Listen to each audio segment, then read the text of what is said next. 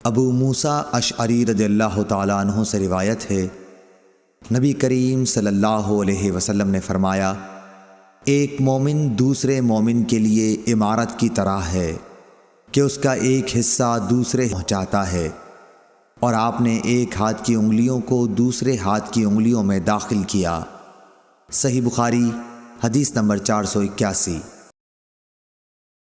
محمد بن سیرین نے حضرت ابو ہریرہ رضی اللہ تعالیٰ عنہ سے روایت کیا ہے، انہوں نے کہا کہ رسول کریم صلی اللہ علیہ وسلم نے ہمیں دوپہر کے بعد کی 2 نمازوں میں سے کوئی نماز پڑھائی، ظہر یا عصر کی۔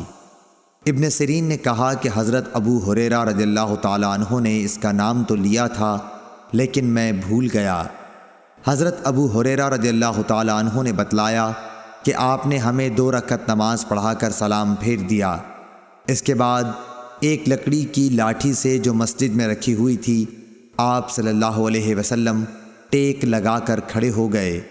ایسا معلوم ہوتا تھا کہ جیسے آپ بہت ہی خفا ہوں، اور آپ نے اپنے ہاتھ پر رکھا اور ان کی انگلیوں کو ایک دوسرے میں داخل کیا، اور آپ نے اپنے دائیں رخسار مبارک کو بائیں ہاتھ کی ہتھیلی سے سہارا دیا۔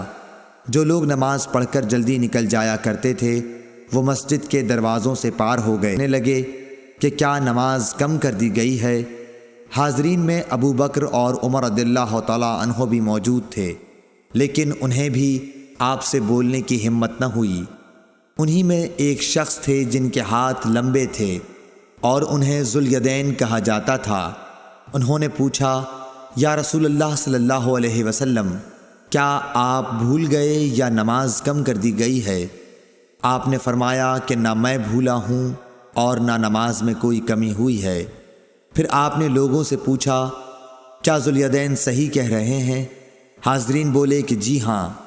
یہ سن کر آپ آگے بڑھے اور باقی رکعتیں پڑھیں، پھر سلام پھیرا، پھر تکبیر کہی اور سہو کا سجدہ کیا، معمول کے مطابق یا اس سے بھی لمبا سجدہ کیا، پھر سر اٹھایا اور تکبیر کہی، پھر تکبیر کہی اور دوسرا سجدہ کیا، معمول کے مطابق یا اس سے بھی طویل، پھر سر اٹھایا اور تکبیر کہی۔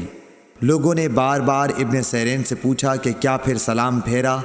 تو وہ جواب دیتے کہ مجھے خبر دی گئی ہے کہ عمران بن حسین کہتے تھے کہ پھر سلام پھیرا۔ صحیح بخاری حدیث نمبر 482۔ موسیٰ بن عقبہ نے کہا کہ میں نے سالم بن عبداللہ بن عمر رضی اللہ تعالیٰ عنہ کو دیکھا کہ وہ مدینے سے مکے تک راستے میں کئی جگہوں کو ڈھونڈ کر وہاں نماز پڑھتے اور کہتے کہ ان کے باب حضرت عبداللہ بن عمر رضی اللہ تعالیٰ عنہ بھی ان مقامات پر نماز پڑھا کرتے تھے، اور انہوں نے رسول اللہ صلی اللہ علیہ وسلم کو ان مقامات پر نماز پڑھتے ہوئے دیکھا ہے۔ اور موسیٰ بن عقبہ نے کہا کہ مجھ سے نافع نے ابن عمر رضی اللہ تعالیٰ عنہ کے متعلق بیان کیا کہ وہ ان مقامات پر نماز پڑھتے تھے، اور میں نے سالم سے پوچھا تو مجھے خوب یاد ہے کہ انہوں نے بھی نافع کے بیان کے مطابق ہی تمام مقامات کا ذکر کیا، فقط مقام شرف روحا کی مسجد کے متعلق دونوں نے اختلاف کیا۔ صحیح بخاری حدیث نمبر 483۔ موسیٰ بن عقبہ کو عبداللہ بن عمر رضی اللہ تعالی عنہ نے خبر دی کہ حضرت صلی اللہ علیہ وسلم جب عمرے کے قصد سے تشریف لے گئے اور حجۃ الوداع کے موقع پر جب حج کے لیے نکلے تو آپ نے ذوالحلیفہ میں قیام فرمایا۔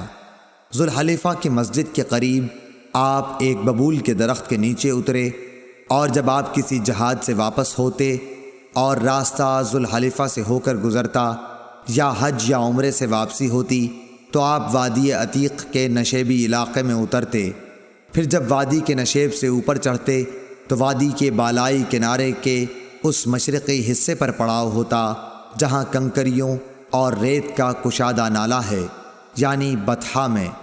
یہاں آپ رات کو صبح تک آرام فرماتے۔ یہ مقام اس مسجد کے قریب نہیں ہے جو پتھروں کی بنی ہے، آپ اس ٹیلے پر بھی نہیں ہوتے جس پر مسجد بنی ہوئی ہے۔ وہاں ایک گہرا نالہ تھا، عبداللہ بن عمر رضی اللہ تعالی عنہ وہی نماز پڑھتے۔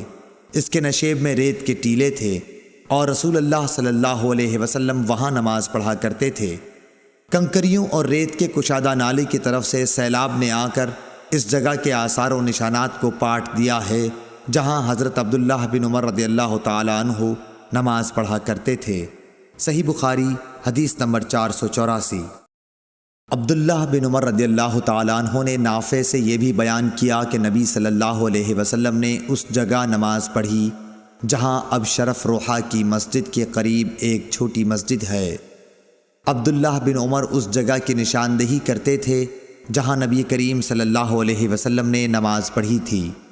کہتے تھے کہ یہاں تمہارے دائیں طرف جب تم مسجد میں قبلہ رو ہو کر نماز پڑھنے کے لیے کھڑے ہوتے ہو، جب تم مدینے سے مکہ جاؤ تو یہ چھوٹی سی مسجد راستے کے دائیں جانب پڑتی ہے۔ اس کے اور بڑی مسجد کے درمیان ایک پتھر کی مار کا فاصلہ ہے یا اس سے کچھ کم زیادہ۔ صحیح بخاری حدیث نمبر 485۔